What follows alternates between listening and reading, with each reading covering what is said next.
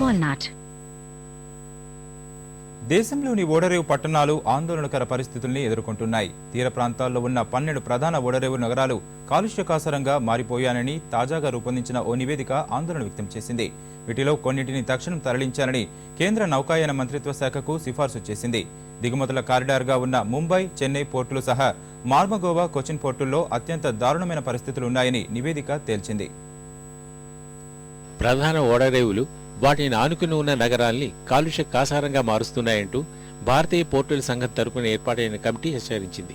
దిగుమతవుతున్న బొగ్గు పొడి, ముడి చమురు, ఇతర రసాయన ఉత్పత్తుల కారణంగా ఓడరేవు పట్టణాలు తీవ్రంగా కాలుష్య బారిన పడిపోయాయని, కొన్ని చోట్ల పరిస్థితులు ఇప్పటికే ప్రమాదకర స్థాయికి చేరుకున్నాయని కమిటీ తెలిపింది. దిగుమతుల కారిడార్గా ఉన్న ముంబై, చెన్నై పోర్టు సహా మర్మగోవా, కొచ్చిన్ పోర్టుల్లో అత్యంత దారుణమైన పరిస్థితులు ఉన్నాయని నివేదిక తేల్చింది. కాలుష్యపరంగా తీవ్ర ప్రభావాన్ని చూపే కొన్ని ఓడరేవులను కూడా తక్షణం తరలించాల్సిందిగా కేంద్ర నౌకాయాన సంస్థకు సూచించింది. దిగుమతుల కారిడార్గా ఉన్న ముంబై, చెన్నై పోర్టులను అత్యవసరంగా తరలించాల్సిన జాబితాలో చేర్చారు.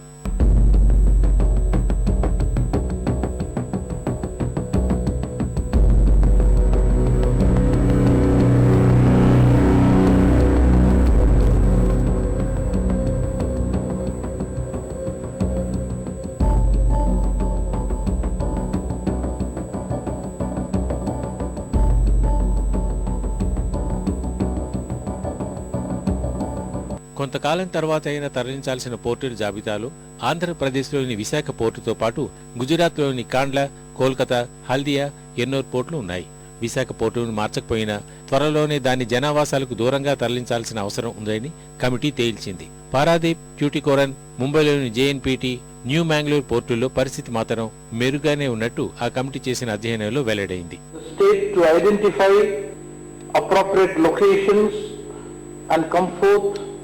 With the proposals, the Chief Secretary meanwhile has conducted a meeting and has proposed 2 sites. The Ministry of Shipping will send a technical team to evaluate the sites.